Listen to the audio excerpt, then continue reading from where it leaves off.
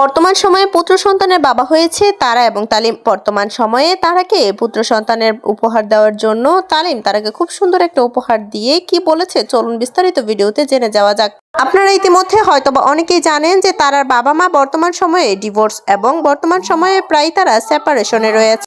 তো যার কারণে তারার বাবা মা কেউই দেখতে আসতে পারেনি তারার সন্তানকে। বর্তমান সময়ে তারার সন্তানকে নিয়ে অনেক বেশি আপসেট প্রকাশ করেছে সালাম ভাই এবং শম্পা আপু। তো যাই হোক, বর্তমান সময়ে কিন্তু তালিম অনেক বেশি খুশি হয়েছে।